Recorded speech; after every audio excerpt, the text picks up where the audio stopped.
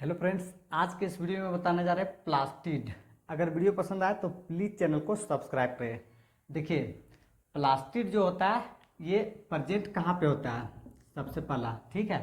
तो ये चैप्टर जो है ये सेल चैप्टर में पढ़ने को मिलता है। प्लास्टिड एक टॉपिक आता है, ठीक। तो प्लास्टिक के विषय में बात करेंगे। प्लास्टिड जो होता है ये प्रेजेंट होता है सभी प्लांट्स में, ठीक। इस भाग को ध्यान रखिएगा। पौधा सभी जो प्लांट्स होता है इसमें प्लास्टिड प्रेजेंट होता है। अब प्लास्टिड जो होता है ये अपना जो होता है पिगमेंट के अनुसार ये 3 कैटेगरी में डिवाइड कर जाता है। अब देखिए, प्लास्टिड का जो फाइनली काम होता है ये कलर बनाता है, यानी कि पेड़ में जो कलर होता है ये किसके वजह से होता है, तो ये प्लास्टिड जो होता है इसी की वजह से होता है।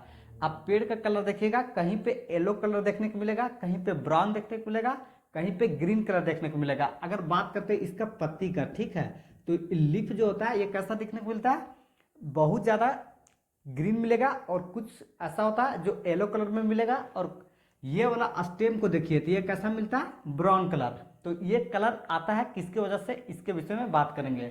तो देखिए, जो प्लास्टिड है ये पिगमेंट के, इसके अंदर प्लास्टिड के अंदर जो पिगमेंट होता है वही डिसाइड करता है इसका कलर।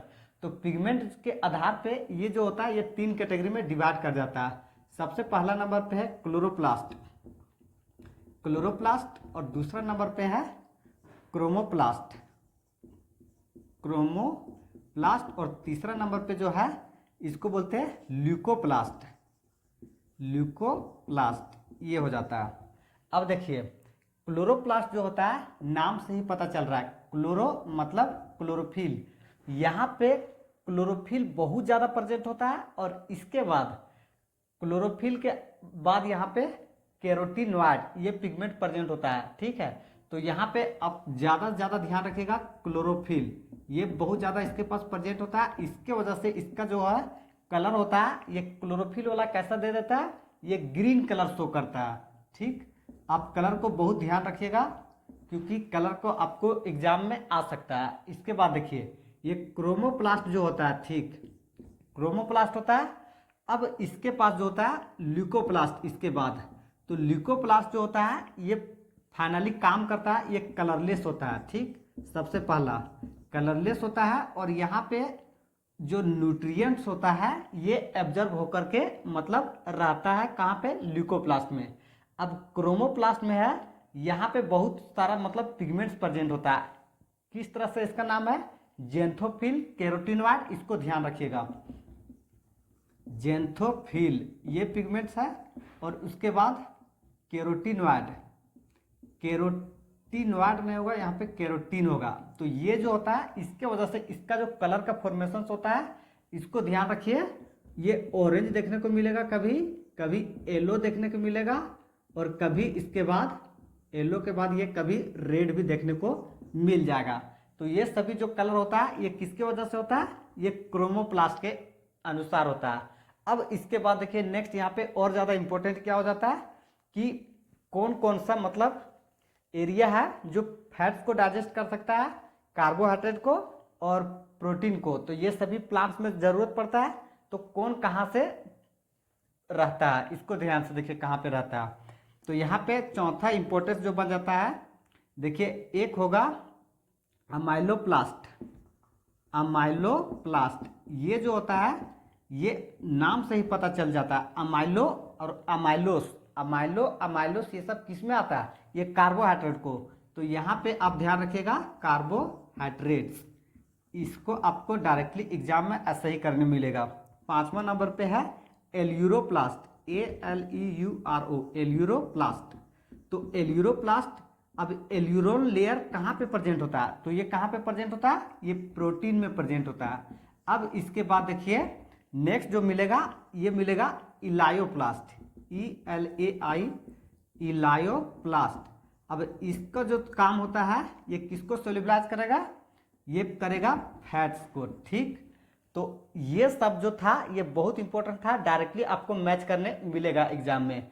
अब इसके बाद देखिए सबसे ज़्यादा जो सवाल आता है कि क्लोरोफिल जो होता है ये प्रेजेंट कहाँ पे होता है, तो लीफ का जो एरिया होता है कौन सा, मेसोफाइल सेल, ठीक है। तो सबसे ज़्यादा क्लोरोफिल जो प्रेजेंट होता है ये मेसोफाइल सेल में प्रेजेंट होता है, इसको ध्यान रखिएगा बहुत अच्छा से।